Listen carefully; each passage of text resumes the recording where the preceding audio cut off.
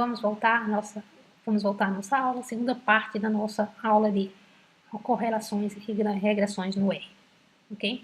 Então, vamos continuar com os exemplos de correlação. Nós demos anteriormente os exemplos da correlação 1 e 2. Vamos dar continuidade aos exemplos 3 e 4, tá? Agora eu vou ter um exemplo das notas do Enem em função da renda familiar, tá? Então, o pesquisador foi lá, pegou a lista de notas do Enem de alunos, né, e a renda familiar média desses alunos. Né? Então, vamos aqui dar um hit para a gente ver o dado. Então, aqui tem renda e nota do Enem, duas variáveis, tá? Eu vou ter o atache, vou dar um atache para reconhecer e vou plotar aqui o meu gráfico, como eu plotei anteriormente, tá? Plota da nota do Enem em função da renda, ok? Então, tá aqui o meu gráfico. Então, veja bem que eu tenho uma renda familiar aqui, eu padronizei de 0 a 1, que pode ser de 0 salários a 10 salários mínimos, digamos, poderia ser, né, um exemplo. 0 a 1 são dados gerados aleatoriamente, e aqui a nota do Enem de 0 a 10. Ok? Então, você veja bem que existe uma alta dispersão dos meus dados, né? Existe aqui, ó, uma tendência de que parece ter um aumento, mas existe uma alta dispersão dos meus dados, é bem variável, tá? Antes de fazer o teste estatístico, como eu disse anteriormente, faça o teste dos pressupostos, como a gente fez no primeiro teste aqui, tá? Mas agora preciso de exemplos, vocês que fazem, linearidade, normalidade, homocedacidade, normalidade dos resíduos. Vocês que fazem esses testes, tá? Depois vocês me digam o que vocês encontraram.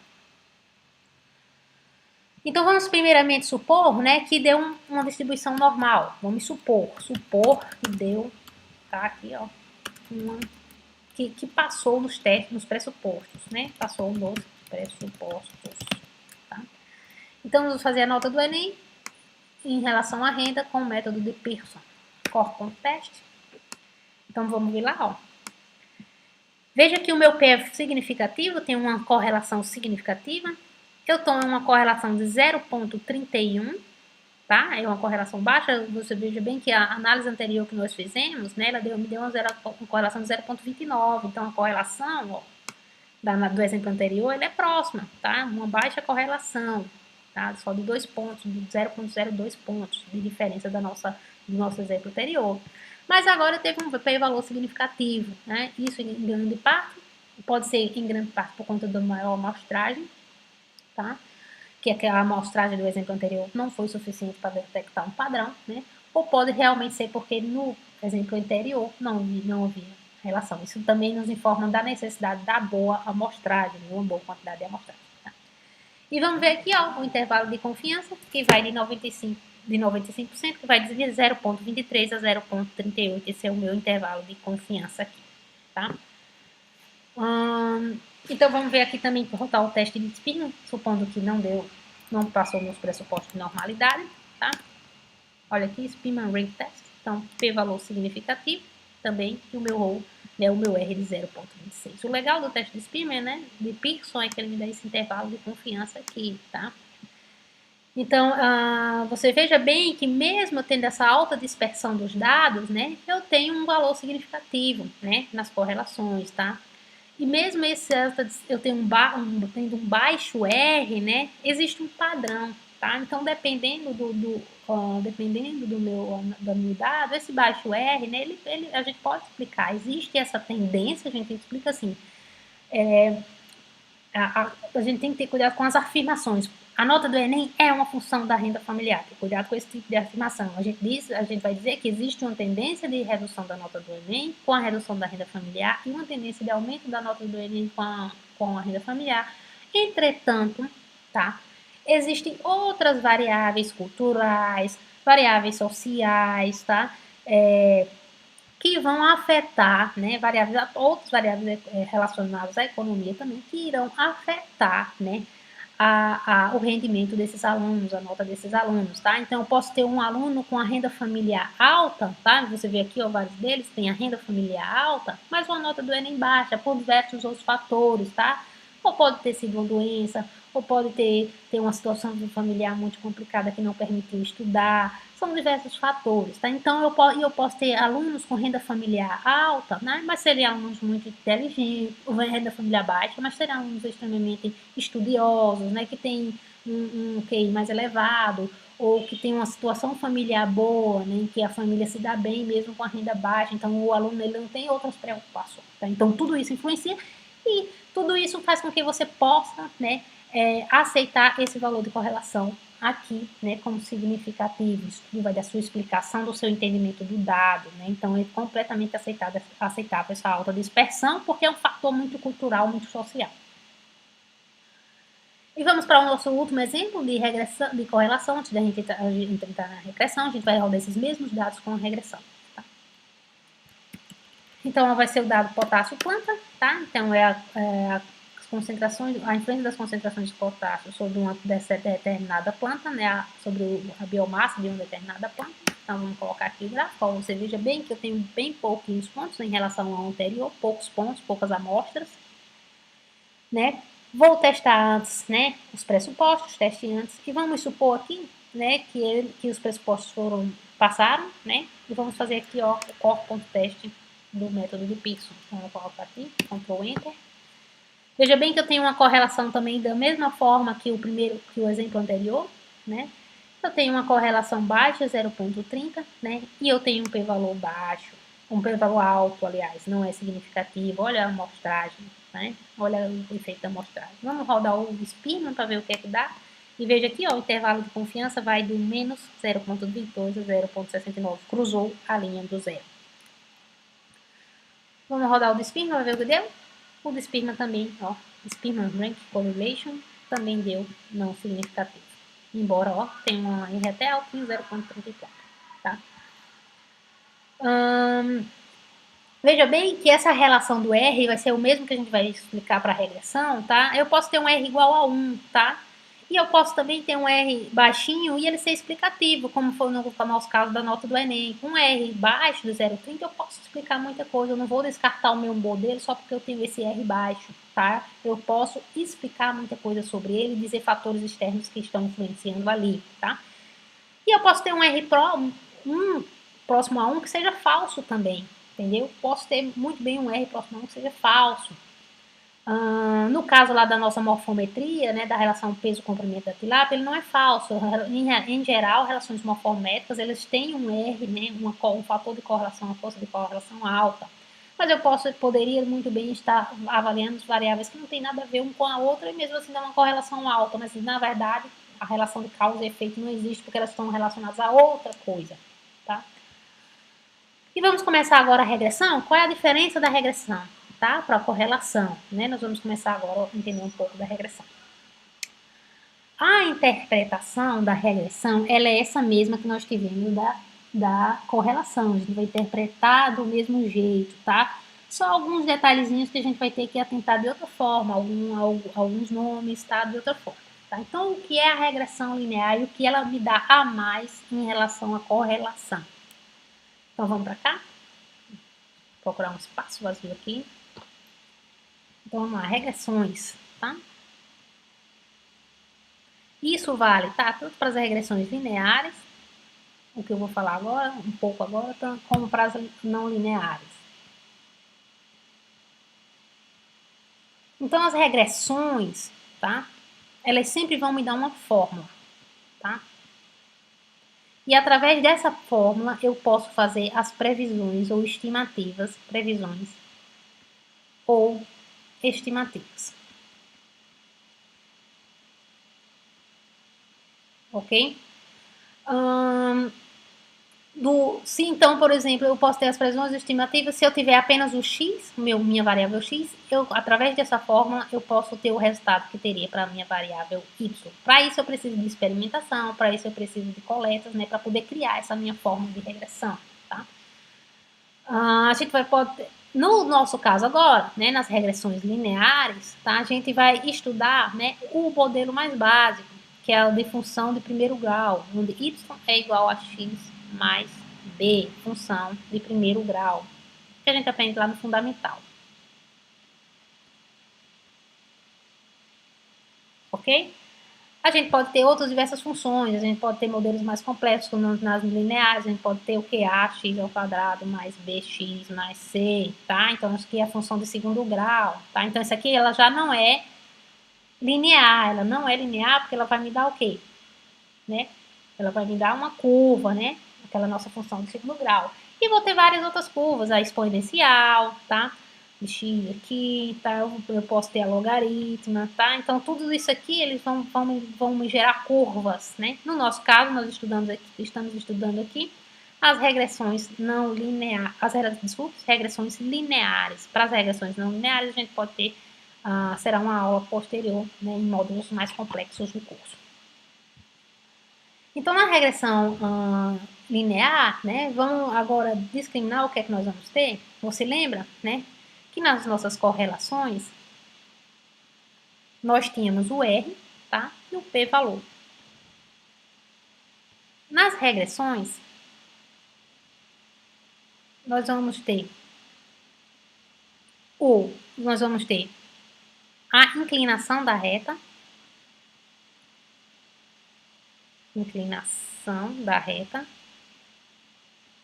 que vai ter o mesmo conceito do R, tá? Que vai ser o beta. Ela vai ter o mesmo conceito do nosso R, tá? Que é aumento ou redução do x em função do y, a gente vai explicar já já, tá? A gente vai ter o intercepto, a gente vai explicar o que é isso também, mas por enquanto o mais importante é isso aqui. A gente vai ter o valor do R quadrado, que é a confiabilidade do nosso modelo, o quanto o nosso modelo explica. Confiabilidade do modelo, que vai ser similar, mas não parecido, mas tem algo parecido com o nosso intervalo de confiança lá do teste de Pearson, tá? E a gente vai ter o p-valor. Várias coisas, né? Mas a gente vai entender isso tudo bem direitinho, tá? Então, imagine aqui, tá? Nosso p-valor, tá? Esse meu R quadrado é o quantos pontos, né, eles estão dispersos ou não, tá? Então, quanto menor o R quadrado, menos dispersos, quanto maior o do R quadrado. Quanto menor o R quadrado, mais dispersos os meus dados estão. Quanto maior o R quadrado, menos dispersos os meus dados estão. Então, em geral, esse R quadrado, tá? Ele vai de 0 a 1 ou 0 a 100%, tá? E ele é sempre positivo porque ele é ao quadrado. Existem alguns casos de R negativo, mas de R quadrado negativo, tá? Mas são casos atípicos e provavelmente se o seu modelo dá um R quadrado negativo, tem algum erro, tá? Se ele dá um R quadrado negativo. A gente vai ver isso tudo na prática, tá? Então vamos ver aqui, ó, o que é a inclinação e o que é o meu intercepto, tá? Então, voltando para a função do primeiro grau, aqui nas regressões, tá? Minha função de primeiro grau, vou ter aqui minha variável y, minha variável dependente. Eu vou ter o a, x mais b, tá? Esse azinho aqui, ó, vai ser a inclinação da minha reta. E esse b vai ser o meu intercepto. E na estatística, a gente vai chamar o a aqui, ó, de beta, x mais alfa. Em matemática seria o contrário. Aqui na matemática, que é para estatística, em geral, eles usam estatística, tá? Eles usam assim. Na matemática, a gente vai ter y igual a alfa x mais beta, tá? Então, independente do termo, esse termo que está junto do x, ele sempre vai ser a inclinação. E o termo que está o mais aqui, ele sempre vai ser o intercepto, independente do termo, tá? Então, vamos apagar aqui para não confundir vocês. E vou colocar os termos como a gente vai usar no nosso material didático, como vocês vão ver nos livros também, tá? Então, você aqui, ó, y tá igual a beta x mais alfa, onde beta é a inclinação. Vamos ver o que é essa inclinação da reta, e alfa é o intercepto. Então, vamos desenhar aqui uma reta. Vamos desenhar vários gráficozinhos, aliás. Opa, ele aumentou aqui em vez de deletar o que eu queria.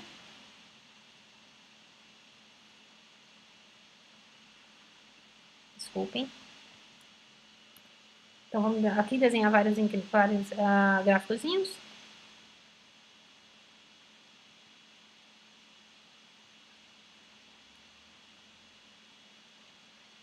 pra gente ver, tá?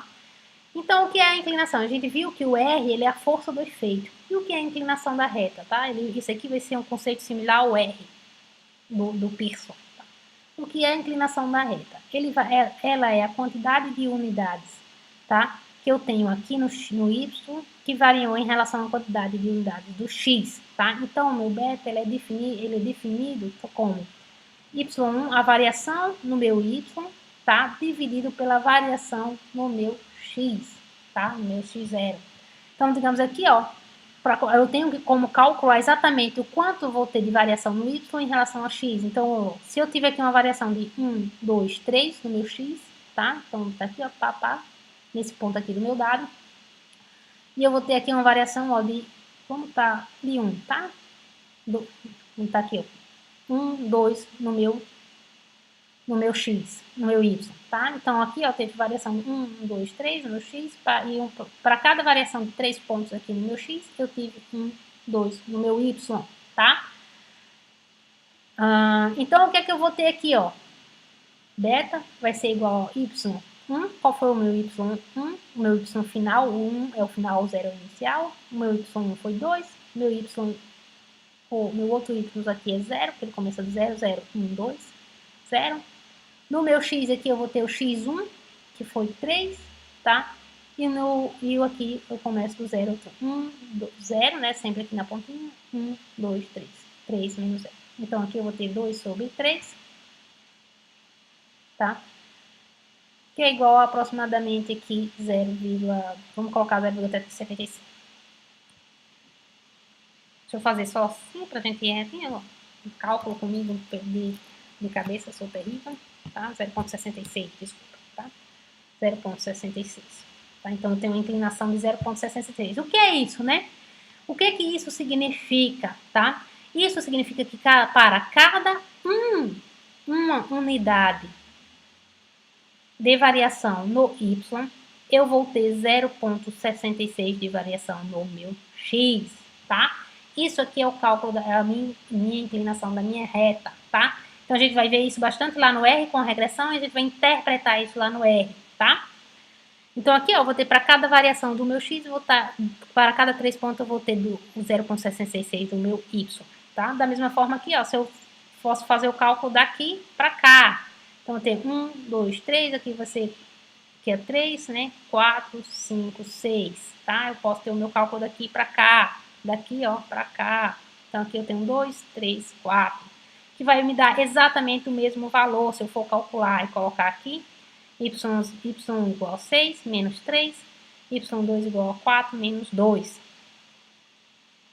Ou X, né? Desculpa, eu troquei aqui, é 6 embaixo, menos 3 em cima, que é o X, e embaixo, em cima, que é o meu Y4, menos 2, tá? É isso? Alguma coisa assim, né? Ou seria 7. 4, 6, 6, 6, 3, isso. Então, aqui seria 2 sobre 3, isso mesmo, tá? Então, você vê que eu volto para esse valor aqui. Sempre que eu tenho uma regressão linear, eu vou poder calcular exatamente isso. Então, eu vou poder calcular se ela é negativa, tá? Então, se fosse negativa, poderia ser um menos aqui, um mais em cima, tá? Um menos no eixo Y aqui, um mais aqui. Tá? Eu vou sempre botar os valores que eu tiver, né? E quando ela não tem relação, certo? Então, é quando o y1 menos y0, eles igualam a 0, mesmo tendo variação aqui, ó, de 10 menos 3 no eixo x. Então, isso aqui iguala a 0 e a minha equação geral vai dar 0. A inclinação da reta vai dar 0, tá? Isso é a inclinação da reta, tá? Inclinação da reta. E o que é o meu intercepto? O que é o meu intercepto? Tá, desculpa, só mais uma dentro de inclinação da reta. Ao contrário do R, que vai de menos 1 a 1, tá? A minha inclinação da reta, né? Ela pode ir de menos infinito a mais infinito, porque ela é dada praticamente na unidade das duas variáveis x, tá? Então, ela vai dar, digamos que a minha variável y é em milímetros e a minha variável x é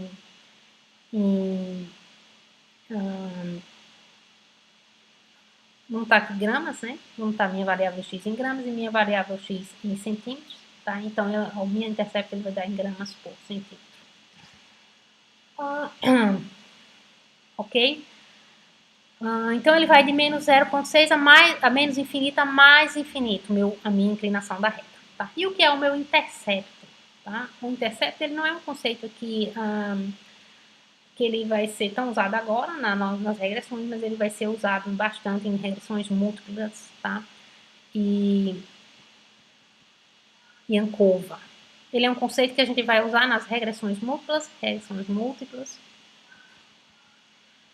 e a gente vai usar aqui na ANCOVA, principalmente aqui na ANCOVA, que será nas próximas aulas. Intercepto.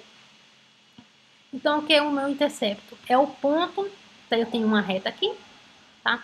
É o ponto no qual, tá, a minha reta, ela toca o eixo Y. Vai ser esse pontinho aqui, ó, o valor de Y em que ela tocou, ela cruzou o Y, tá? E isso ela sempre vai me dar no zero do X, que aqui, ó, no meu X, para cá eu vou ter os valores positivos, para cá eu vou ter os negativos, e aqui na linha eu vou ter meu X igual a zero. Então, o meu intercepto é o ponto em Y,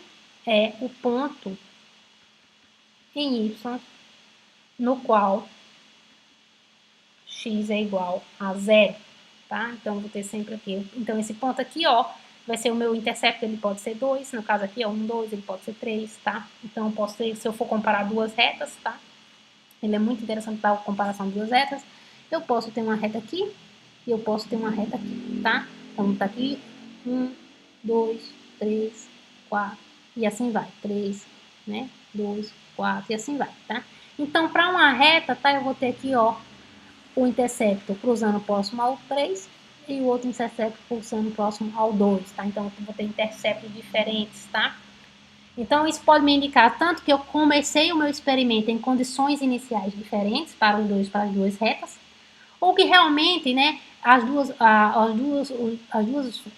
categorias aqui estudadas, né, a categoria A e a B, elas já têm respostas iniciais, mesmo no zero daqui, eu já tenho respostas iniciais diferentes. Por exemplo, um exemplo é o nascimento de peixes, né? O tamanho de peixes, tá? Então, vamos colocar aqui, lembrando lá das tilápias, o tamanho padrão da tilápia e o comprimento total, tá? Vamos botar aqui que o A é o feminino, sexo feminino, e o B é o sexo masculino, tá? As tilapinhas macho, tá? Vamos dizer que as tilápias, elas já nascem aqui, ó, o comprimento total zero, dando o nascimento delas próximo, sei lá, zero, né? O dia, não sei, enfim, a idade, né? Vamos colocar, em vez de ser o tamanho, a idade. Então, a idade dela, o dia do nascimento delas, eles já nascem diferente de tamanho, tá? Então, no zero, eles já nascem em tamanhos diferentes, tá? Ou seja, a fêmea já nasceu maior. Então, você tem várias coisas para discutir, né? Então, ela já nasceu maior, talvez ela tenha uma performance maior, talvez seja porque a espécie tem as fêmeas maiores, né? E ela responde, sei lá, tal fator lá muito mais fortemente do que os machos. Então, esse aqui é a importância do conceito de intercepto, mas ele é sempre importante para comparar retas, muito mais importante, tá? Então, isso aqui a gente vai ver na nossa aula de ANCOVA, mas para agora, para explicação para vocês, ficou ok, está ok. Ok, gente? Então, vamos agora para o nosso R, para ver isso tudo lá no R, nas regressões. Vamos lá? Então, vamos começar as regressões, né? Vamos rodar os bancos de dados anteriormente rodados, tá? A gente vê que vários dos bancos de dados de lá, eles não são normais, então a regressão linear ela tem o pressuposto da normalidade dos dados, tá? Da homocidasticidade da variância, etc. Mas mesmo assim, ela é extremamente robusta a desvios da normalidade, a desvios de homocidasticidade da variância. Então, mesmo assim, muitas vezes a gente ainda pode utilizar a regressão linear, mesmo ela não atendendo aos padrões, ok? Mas sempre ter cuidado, Tá? Então, se ela realmente não atender a padrão nenhum, então vamos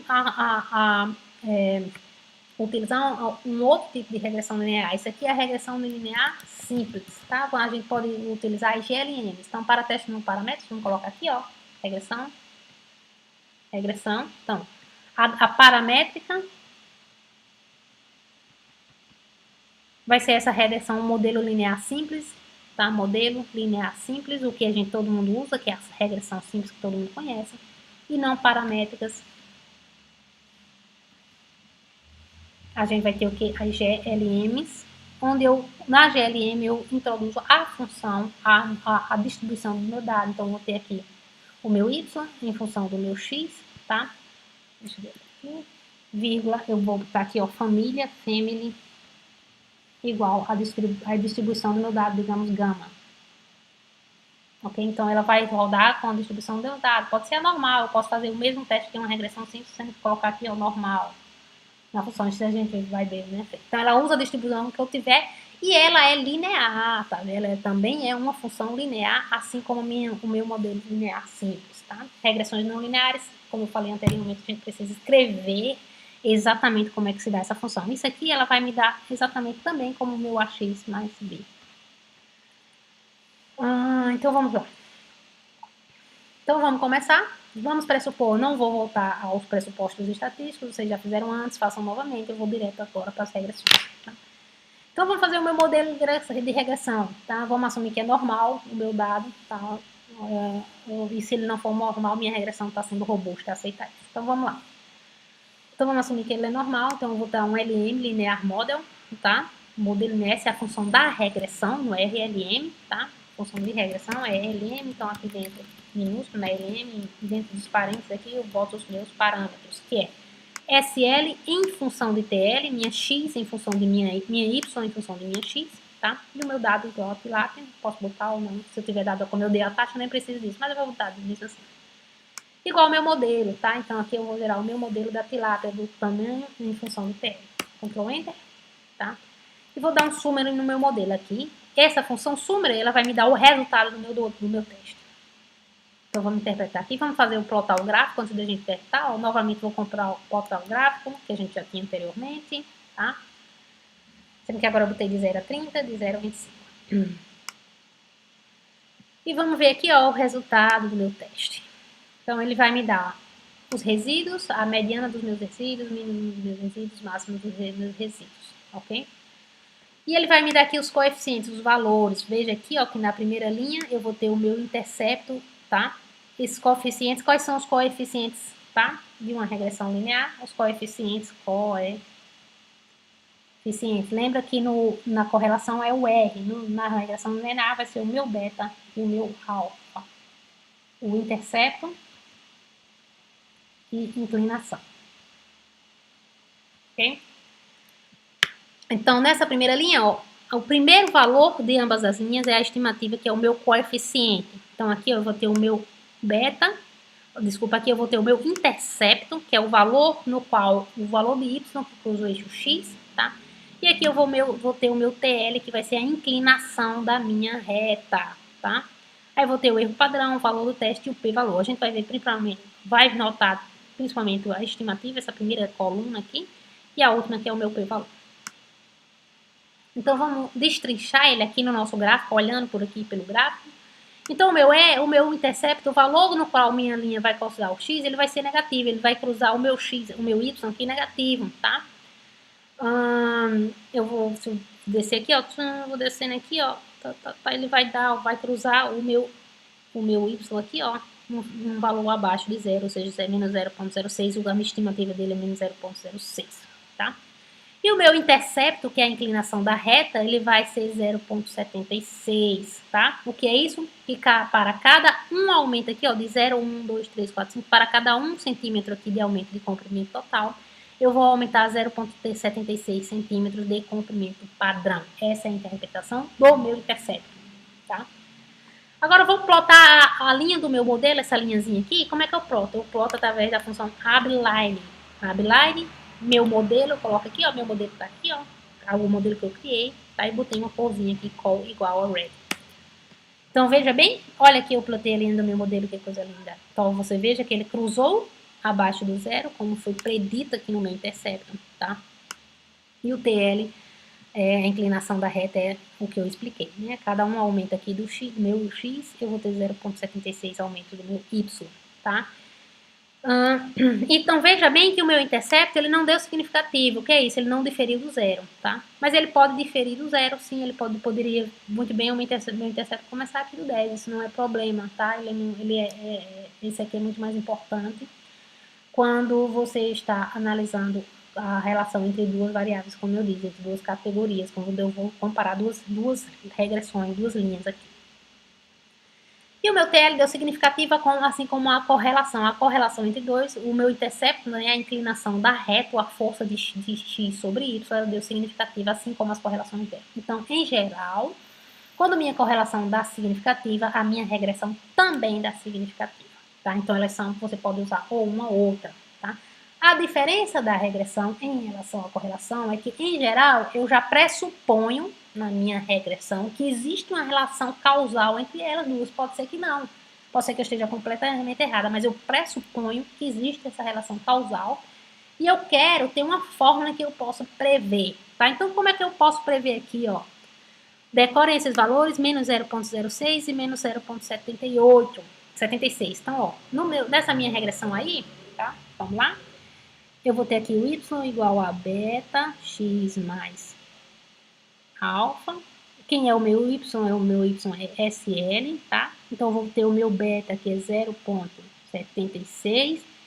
O meu x, que é o total length, mais o meu intercepto, que foi menos, tá? Então, aqui não é mais, mais menos 0,06, tá? Então, isso aqui vai ser igual a 0,76, x total L, menos 0,06. Então, eu tendo ou o SL ou o TL, tá? Apenas uma das variáveis, eu posso estimar a outra. Digamos que eu fui no campo e eu só medi o TL. Então, vou ter aqui um SL, ó. Digamos que eu medi uma tilápia de 30 centímetros de total, comprimento total. Então, eu vou ter aqui, ó, 0,76 vezes 30, tá? Menos 0,06. Então, o meu SL vai ser de quanto? Vamos ver no R, fazer esse cálculo.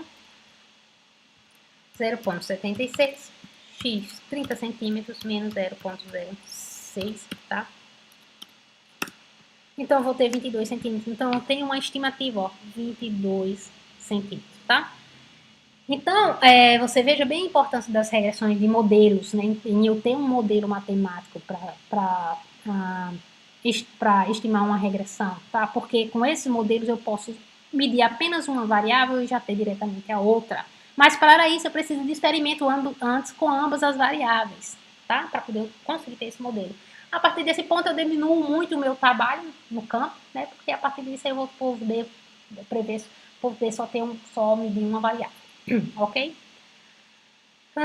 Isso é a importância da regressão, a diferença entre a regressão e correlação. Ambas elas só podem atestar ou não sobre causa e efeito, isso vai depender do meu entendimento do dado, mas a regressão ela pode me ajudar a prever mais facilmente aqui a correlação. Por isso que quando as regressões elas são utilizadas quando os nossos estudos elas estão num nível já mais avançado, então quando eu já entendo muito sobre o ambiente. E aí as correlações elas são usadas como eu estou tentando entender ainda, me ambientizar nos estudos iniciais descritivos de certa pesquisa. Ok? Então, essa minha funçãozinha abline, ela é bem, né, legal, a gente traça a reta.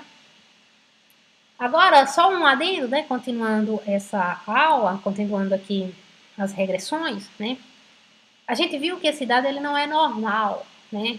Digamos que se eu logaritmizasse um dos eixos ou ambos os eixos, o meu dado fosse normal, tá? O meu dado desse normal. Então, vamos novamente rodar o meu modelo, mas agora logaritmizado. Então, vou botar aqui o meu modelo log. Então, eu vou botar ó, aqui log de SL. Vou criar anteriormente aqui o log SL, tá? Vai ser igual ao log da minha variável SL. Vou logaritmizar só a primeira. Tá? Então, vou colocar aqui, ó, meu log SL em função de TR, tá?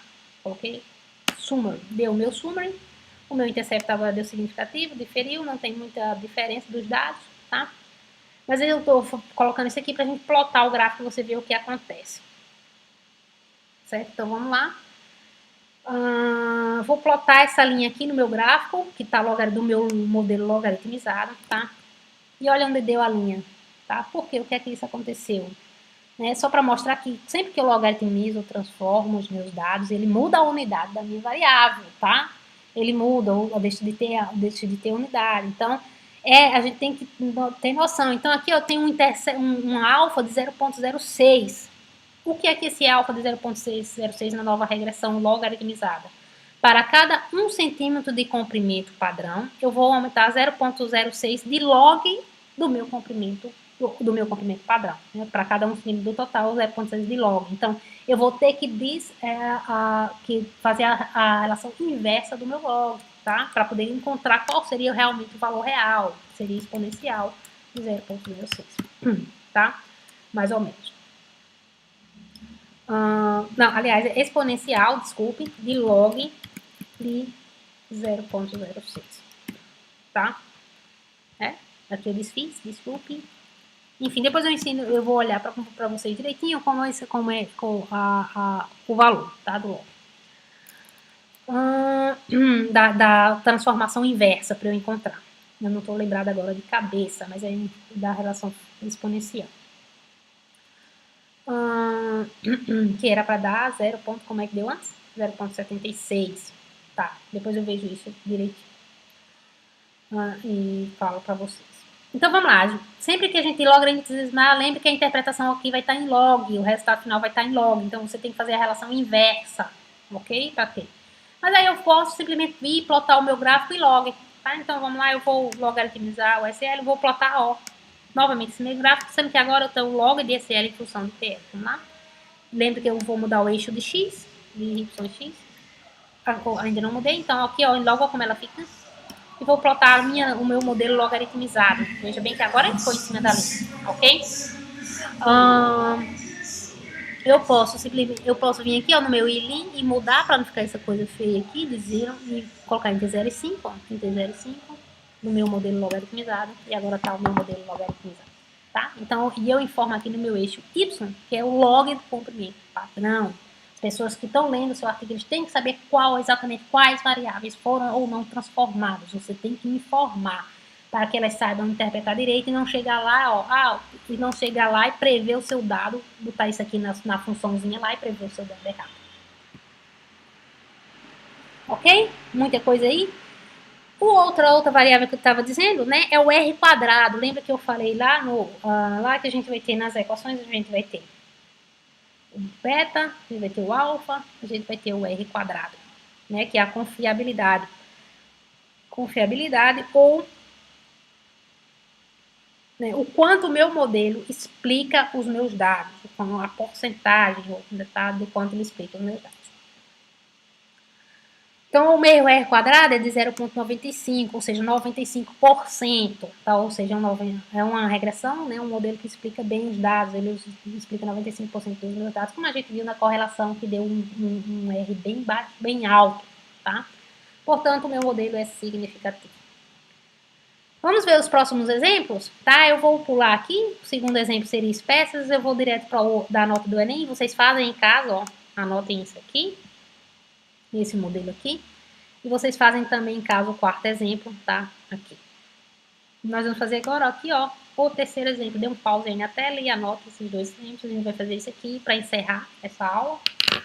Vamos fazer a nota do Enem, plotar novamente, relembrar?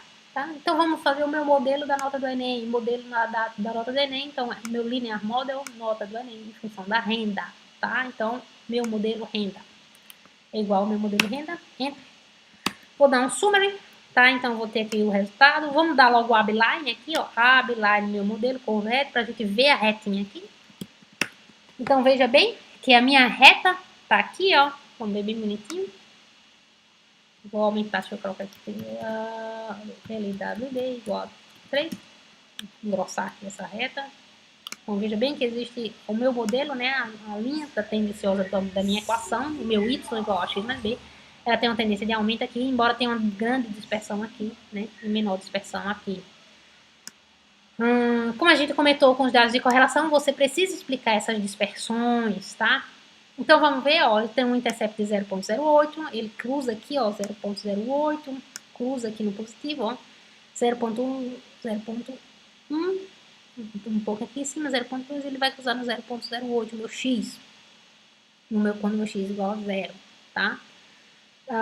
Ele vai ter uma renda, uma inclinação 0,29, né, o que quer dizer que para cada uma unidade, né, de renda familiar, ele vai aumentar 0,29 aqui na inclinação, 0,29 na nota do Enem, tá? E essa correlação ela foi significativa, tá? Entretanto, olha, lembra do meu intervalo de confiança, de onde até onde estava dado? O meu R quadrado, multiple R squared, R quadrado, tá? Ele é baixo, ele é 0,09, ou seja, se eu multiplicar isso por 100%, né, ele vai dar 9%. Esse meu modelo, ele apenas explica 9% dessa variação existente. Então, como eu comentei anteriormente nas correlações, tá? Para algumas hipóteses, tá? A gente precisa explicar essa variação, tá? Uma questão que me foi feita é, tá, mas com um R baixo desse aqui, muitas revistas científicas, elas não aceitam um R quadrado muito baixo, abaixo de 0,10, abaixo de 0,20, né? Onde é que entra a questão de aceitar ou não aceitar? Tá? Entra do entendimento dos trabalhos e os próprios corretores, né, revisores das revistas, eles têm que entender também um pouco de estatística. Tá? Não é o R quadrado que ele informa que o R quadrado ele não vai informar, dizer, não existe um padrão que vai dizer, a partir de tanto, esse modelo aí está inviável. Não, a gente precisa explicar muito bem os dados. Na natureza, né, nos ambientes sociais, existe uma variabilidade imensa nas respostas, tá? E não quer dizer que não haja padrão, tá? Não quer dizer que não haja padrão da nota do Enem com a renda familiar, tá? A gente é quase lógico que existe, né, pelas diferenças culturais, diferenças de rendimento do aluno, problemas que os alunos enfrentam são muito maiores quando eles têm uma renda familiar menor. Por isso, olha, a dispersão dos dados aqui ela é muito menor, né, com a renda familiar, existe um padrão de redução da nota do Enem. Em relação à renda familiar alta, né, que existe um padrão alto, com maior perspectiva de vida, com facilidade de acesso a boa educação e etc. Né, boa casa, boa alimentação, tá? Todos são fatores que afetam isso aí, né? Mas dentro disso aqui eu vou ter fatores culturais, sociais, pode ser uma família que tem dinheiro, mas pode ser uma família totalmente desestruturada, que o pai é alcoólatra, a mãe tem problemas com drogas e etc, né? Então afetar o rendimento do aluno. E um R quadrado de 0,09, ele não inviabiliza o seu modelo, pelo contrário, né? Ele lhe diz que sim, a renda familiar ela tem uma influência significativa, entretanto, existem outros fatores que vão contribuir, né, para essa dispersão. E na minha discussão eu vou explicar isso, tá? Agora, qual é a diferença quando se eu achar um R quadrado muito baixo tal, em um experimento que eu controlei tudo, tá? Então, digamos que eu estou num experimento extremamente controlado, tá? Mas eu achei um R quadrado muito baixo, que ele vai me informar que houve uma dispersão imensa dos meus dados. Então, isso, nesse caso, esse R quadrado, ele é problemático, tá? Porque neste caso, o R quadrado, ele me informa da alta dispersão e eu não tenho como explicar. Por que eu não tenho como explicar? Porque eu fiz um experimento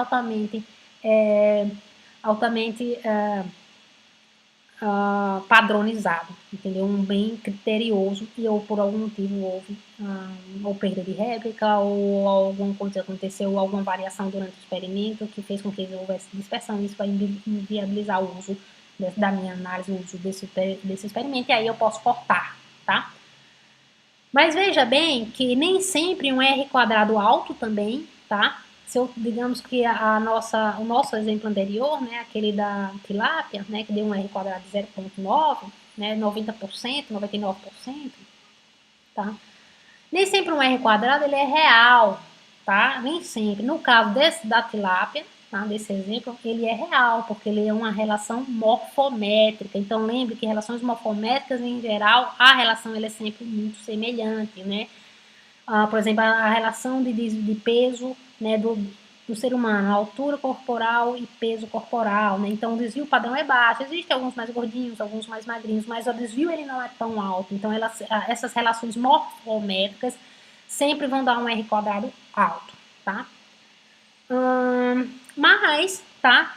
Um R quadrado alto em experimentos, ele também pode indicar, infelizmente, ele pode indicar manipulação de dados, tá? Infelizmente, tá? Porque a gente sabe que na natureza, tá?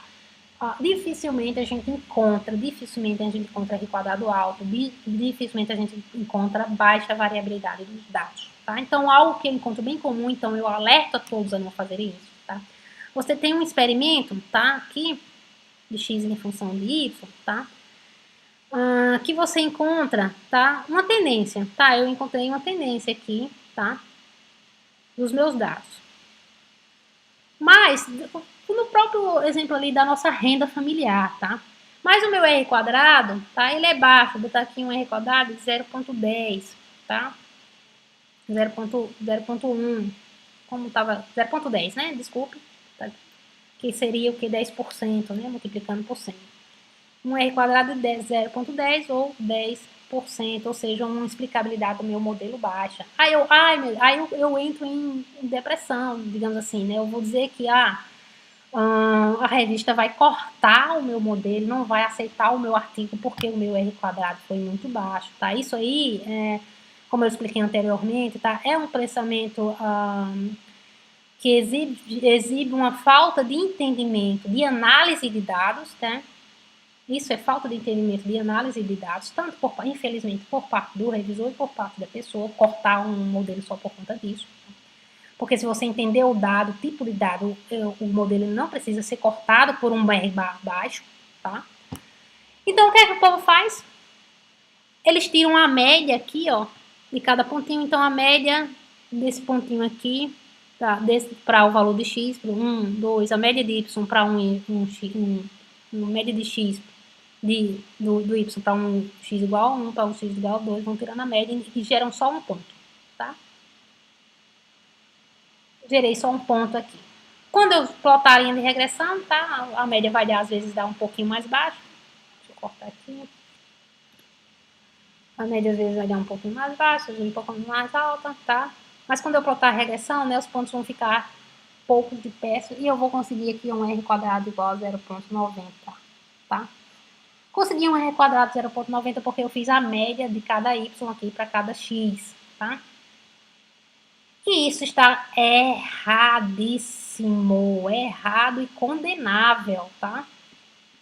Não vou mentir, isso é condenável, tá? Para atingir um corte de uma revista, eu fazer esse tipo de manipulação de dado. Por quê? Porque existe uma variabilidade que a variabilidade ela também é importante para a análise do dado, tá? Isso aqui, tá? Um R quadrado desse, uma estimação certíssima dessa aqui, tá? Ela quase não existe na natureza, a não ser um experimento altamente manipulado, tá? Ou então na construção, em indústrias, então que eu vou realizar, sei lá, a construção de um carro, eu preciso que todas as variáveis, né, a altura do carro, sei lá, com a largura dele, ela esteja um R quadrado muito parecido. Então, na construção dos carros, né, eu vou ter lá, nas máquinas, ela vai me dar um desvio padrão baixíssimo, aqui uma dispersão baixíssima, tá? Mas na natureza a gente não encontra essa dispersão baixíssima, tá? Então, isso é evidência de algum erro, tá? Eu quero que fique bem frisado, tá? Que a variabilidade, tá? Habilidade é importante, importantíssima. Sem variabilidade a gente não progride, tá? Porque sempre que eu tiver um modelo assim, eu vou poder explicar o que está acontecendo aqui, tá? Mas quando eu manipulo e eu dou isso, tá? Eu vou dizer que não existe variabilidade, que esse é o padrão correto, tá? Que sempre que eu botar o meu y igual a isso, o meu x igual a, sei lá, 4, o meu y vai ser 3. Tá? Esse é um padrão correto, não existe esse padrão, esse desvio dado aqui, tá? Então isso é completamente errado. Tá? É errado, me dá previsões erradas, inclusive nos modelos, tá? A gente vai ter esse aqui, ó, o meu erro padrão, que eu vou poder explicar o do 0,29, que daí até 0,03 a mais, 0,03 a menos aqui na minha renda, tá? No outro modelo aqui, deixa eu ver, esse aqui da renda não, esse aqui foi da tilápia, né? Não, da renda, entendeu? Então eu posso explicar que existe, né? Eu plotei essa reta aqui na minha renda, tá? Mas ela pode ir um pouquinho aqui para baixo, um pouquinho para cima, aumentando a variabilidade, tá? Então, variabilidade é importante. Nunca descarte um dado pela variabilidade. Primeiro, estude a análise, estude o tipo de dado e daí você vai, o tipo de experimento, e daí você vai poder dizer se você vai cortar ou não, né, aceitar ou não um artigo científico pelo R, tá? Então, eu acho que isso aí é o que fica pra gente, tá? Pensar, então, sempre como eu venho dito desde o início do nosso curso, o nosso curso ele é muito mais, ele não é um curso estatístico, de pura e simples estatística, tá? eu posso simplesmente ir a uma estatística e pedir para ele fazer a estatística. Ele não é um curso puro e simples de estatística, que eu aprendo formas e etc. Ele é um curso de o quê? Análise. Análise de dados, tá? Então, ele vai além, né? Ele vai além da estatística. Ele vai para o pensamento sobre o seu dado. Tá? A estatística ele é um adendo, ele é um a mais, um plus, que vai me ajudar a explicar. Né? Então, a regressão, esse R, ele me ajuda a explicar essa variabilidade. O P, né? O intercepto, ele me ajuda. Tá? Então, ele é um a mais. Ele vai, nosso curso ele vai além da estatística. Opa, tá tudo errado aqui, ó, estatística. Tá? Ele vai além. Tá ok? Então é isso que eu tenho para vocês hoje, pessoal. Espero que vocês tenham gostado da aula. Né? E nossas próximas aulas nós vamos ter, nós vamos entrar nos delineamentos fatoriais, né? A gente vai entrar em teste T, a gente vai entrar em ANOVAs, tá? Então até a próxima. Espero que vocês rodem esse script, estudem bastante e se divirtam.